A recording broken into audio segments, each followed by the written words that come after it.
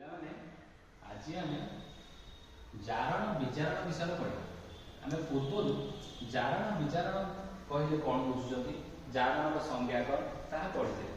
ଜାରଣ ହେଉଛି ଯେଉଁ ରାସାୟନିକ ପ୍ରତିକ୍ରିୟାରେ ଅକ୍ସିଜେନ ସଂଯୁକ୍ତ ହୋଇଥାଏ କିମ୍ବା ହାଇଡ୍ରୋଜେନ ନିର୍ଗତ ହୋଇଥାଏ ତାହାକୁ ଜାରଣ ପ୍ରତିକ୍ରିୟା କୁହାଯାଏ। ଏବଂ ତୁମେ ଉଚ୍ଚତର କ୍ଲାସକୁ ଗଲେ ତାର ଇଲେକ୍ଟ୍ରୋନିକ କନସେପ୍ଟ ପଢ଼ିବ। ଇଲେକ୍ଟ୍ରୋନିକ କନସେପ୍ଟ ହେଉଛି ମଡର୍ନ କନସେପ୍ଟ, ଯେଉଁ କନସେପ୍ଟରେ ଜାରଣଟାକୁ ଆମେ ଅକ୍ସିଡେସନ, ବିଜାରଣକୁ ରିଡକ୍ସନ କହିଥାନ୍ତି।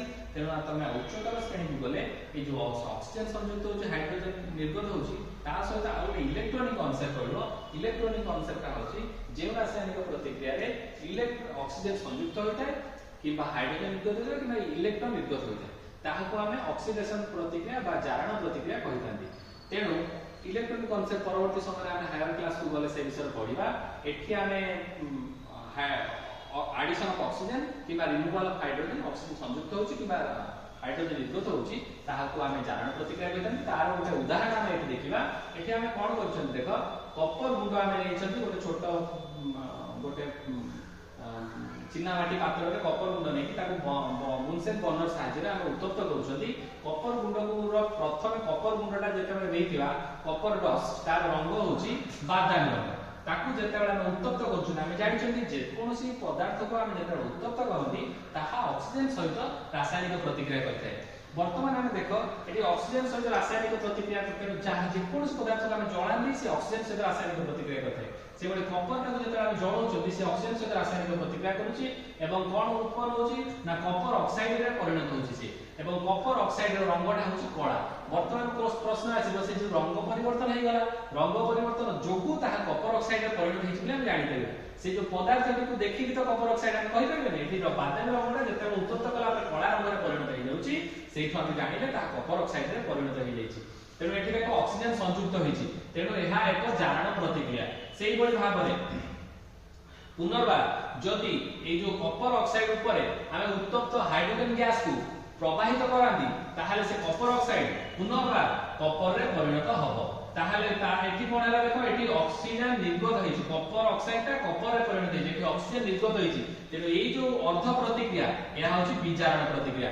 ଏବଂ ଏଇ ଯୋଉ ପୂର୍ଣ୍ଣ ଏବଂ ଏଠି ଦ୍ୱିତୀୟ ଆଉ ଗୋଟେ ହାଫ ରିଆକ୍ସନ ହେଇଛି, ଆଉ ଗୋଟେ ଅର୍ଧ ପ୍ରତିକ୍ରିୟା ହେଇଛି, ହାଇଡ୍ରୋଜେନ H2 ଟା H2O ରେ ପରିଣତ ହେଇଛି, ଏଠି ଅକ୍ସିଜେନ ସଂଯୁକ୍ତ ହେଇଛି, ଏହା ହେଉଛି ଜାରଣ ପ୍ରତିକ୍ରିୟା। ପିଲାମାନେ ମନେ ରଖିଥାଅ, ଯେତେ ଗୋଟେ ଦେଖ କମ୍ପ୍ଲିଟ ରିଆକ୍ସନ ଗୋଟେ ପୂର୍ଣ୍ଣ ରାସାୟନିକ ପ୍ରତିକ୍ରିୟାରେ କେବଳ ଅକ୍ସିଡେସନ କିମ୍ବା କେବଳ ରିଡକ୍ସନ ହୁଏନି, କେବଳ ଜାରଣ କିମ୍ବା କେବଳ ବିଜାରଣ ପ୍ରତିକ୍ରିୟା ଘଟେ ନାହିଁ। ଏକ ପୂର୍ଣ୍ଣ ରାସାୟନିକ ପ୍ରତିକ୍ରିୟାରେ ଉଭୟ ଜାରଣ ଏବଂ ବିଜାରଣ ପ୍ରତିକ୍ରିୟା ଘଟିଥାଏ। ଅର୍ଧ ରିଆକ୍ସନ ଜାରଣ ହୋଇଥାଏ ଏବଂ ଅନ୍ୟ ଅର୍ଧ ରିଆକ୍ସନ ବିଜାରଣ ପ୍ରତିକ୍ରିୟା ଘଟିଥାଏ। ଯେଉଁଭଳି ଭାବରେ ଏଠି ତେଣୁ ସେଇ ଯୋଉ ପୂର୍ଣ୍ଣ ରାସାୟନିକ ପ୍ରତିକ୍ରିୟାଟିକୁ ଆମେ ଜାରଣ ବିଜାରଣ বা অক্সিডেশন রিডকশন বা রিডক্স রিঅ্যাকশন বলে তার নাম কইতাନ୍ତି। এটি গোটে রাসায়নিক প্রতিক্রিয়া আছে, দেখো কপার অক্সাইডটা হাইড্রোজেন সহিত প্রতিক্রিয়া করে কপার এবং জলরে পরিণত হইছে। তেଣୁ এটি অর্ধ রিঅ্যাকশন হইছি বিজারণ আর অন্য অর্ধ রিঅ্যাকশন হইছি জারণ প্রতিক্রিয়া। আর আগু কোন আছে তারপরে দেখিবা।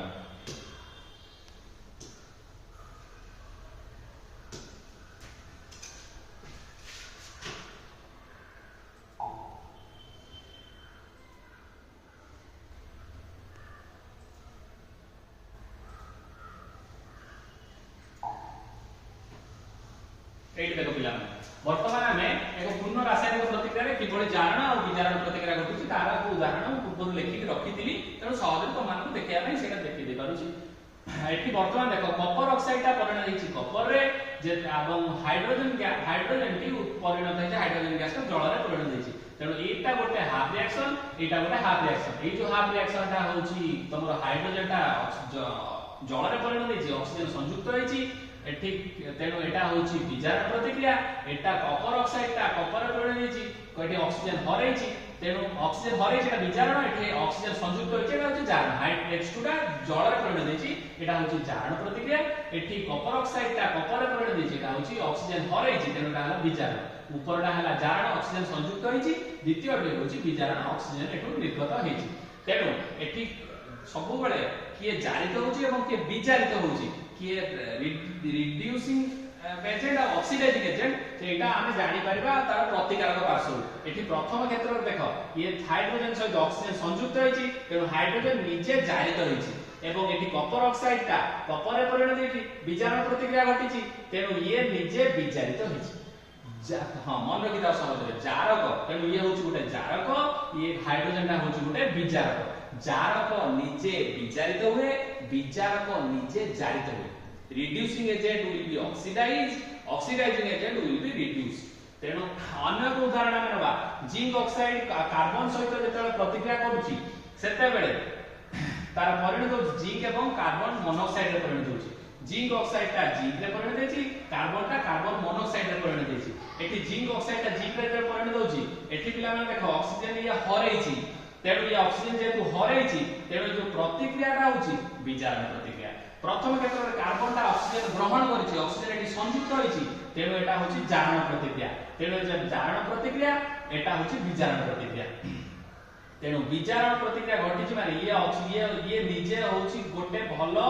जारक जारक माने होछि जहा पाखर ऑक्सीजन प्रचुर मात्रा रे अछि से ऑक्सीजन जोगै परिबो से होछि जारक आ विजारक होछि जे ऑक्सीजन ग्रहण करि पारुछि बा हाइड्रोजन निर्गत करि पारुछि तेणु जिंक ऑक्साइड होछि गोटे भलो जारक गुड ऑक्सीडाइज गोटे ऑक्सीडाइजिंग एजेंट ये होछि गोटे ऑक्सीडाइजिंग एजेंट गोटे जारक ये होछि गोटे विजारक त हम कहि छी जारक निजे विजारित हुए तेणु ये जेहेतु जारक तेणु ये कोन हबो विजारित हबो ये जेहेतु विजारक ये निजे जारित